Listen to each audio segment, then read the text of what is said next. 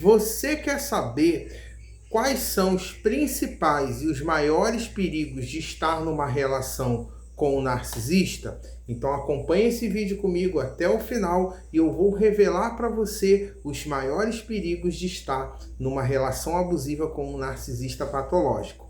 Eu me chamo Sérgio, eu sou psicólogo, eu ajudo vítimas dos relacionamentos abusivos, pessoas que estiveram como você talvez hoje está, ou mesmo você que já passou, mas ainda está lutando para superar essa relação abusiva.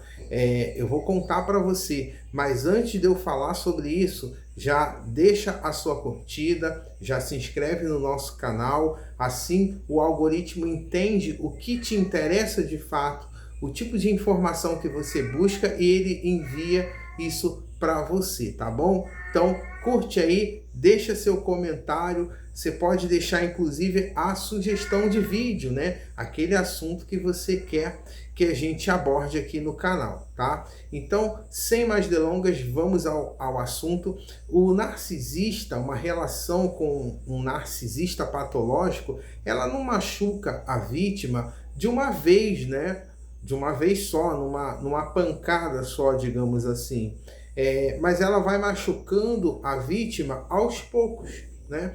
Toda vez que o abusador narcisista, ele vai fazendo aquele jogo de montanha-russa, né? Ele começa a alternar entre afeto, ora ele se mostra afetuoso, ora ele tá mais frio, mais distante, mais indisponível, né? Então ele oscila nesse tipo de ação que ele faz, né? Uma das formas também que o narcisista usa para fazer mal, né, para intoxicar emocionalmente a vítima, é impor a essa vítima toda a culpa de tudo que acontece, né? Aconteça o que for com ele ou com o relacionamento, ele tende a culpar a vítima. Inclusive o narcisista usa artifício, né? Num dado momento, inclusive, eu vou até trazer esse exemplo aqui. Eu estava, né, conversando com uma vítima de um narcisista e ela me contava que esse narcisista específico, ele tinha por hábito, né, de dizer que sempre ele dava um jeito de dizer que aquilo que ela fazia ou quando ela fazia alguma coisa dava errado porque ela estava fazendo. Olha que coisa. Quando ele fazia, ele escondia os erros. Qualquer problema ele ocultava.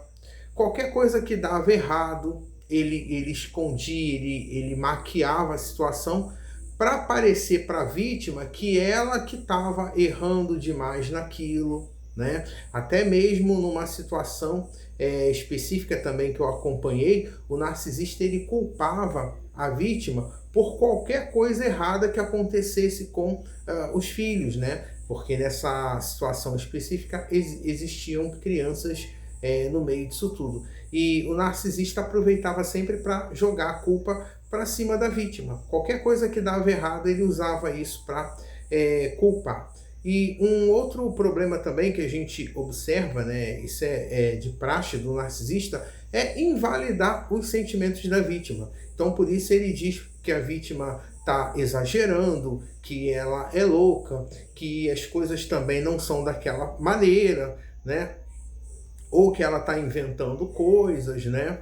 Então, assim, o narcisista usa muito disso também para invalidar os sentimentos da vítima, né? Até no e-book que eu disponibilizei gratuitamente, eu falava sobre as frases, né? Frases muito usadas por narcisistas, e ali eu uso, uma das frases que eu menciono ali é a frase: você é sensível demais, você é emotiva demais. Ou seja, ele tenta sempre fazer a vítima achar que aquilo que ela está sentindo não é legítimo. Ele tenta deslegitimar, emocionalmente falando, a vítima, né? Então isso é uma das coisas que ele utiliza, né? Fora a questão de distorcer fatos, né?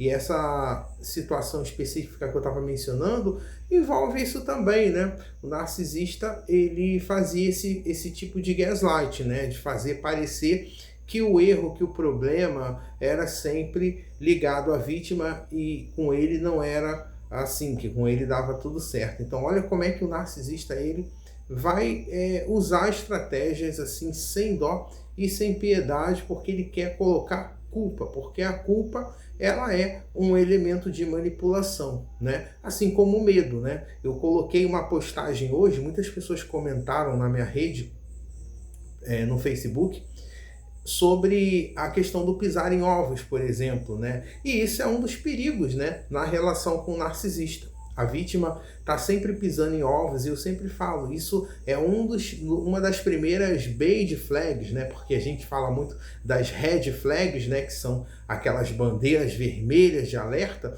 mas a gente tem no começo dos relacionamentos aqueles pequenos sinais, que são as bandeiras, eu chamo de bandeiras beges, né? As beige flags, que são pequenos sinais. Ainda não chega a ser tão grande como nas bandeiras vermelhas, mas são pequenos sinais de que alguma coisa está errado, né? E até eu vou aproveitar que eu estou mencionando esse assunto e o meu diretor aqui não começou a sinalizar que eu tenho que terminar, então eu vou aproveitar para falar com vocês.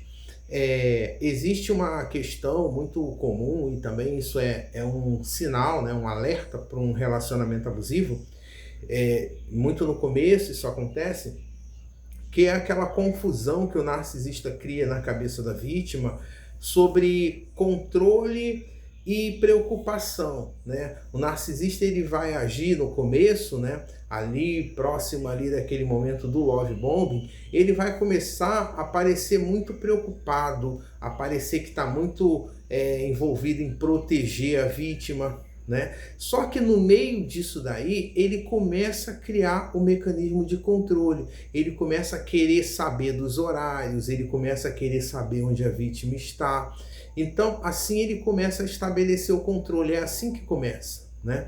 Aí ele quer saber o que aconteceu, por que chegou mais tarde, ele começa a mapear a vítima dessa forma, e parecendo estar preocupado, parecendo estar cuidando, e na verdade ele já está começando com a questão do controle, mas nesse momento é muito mais difícil da vítima achar que tem qualquer coisa errada.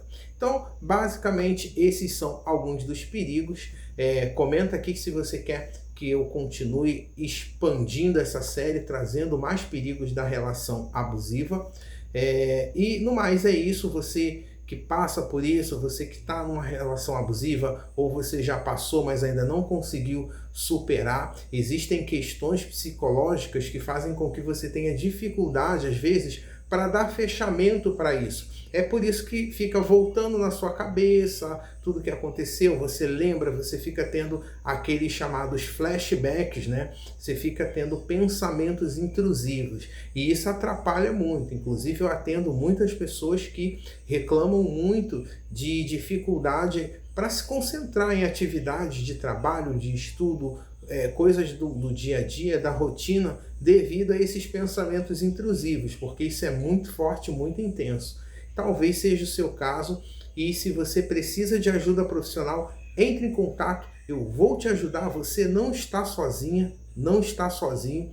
Então vamos em frente para que a gente esteja aqui juntos vencendo o narcisismo.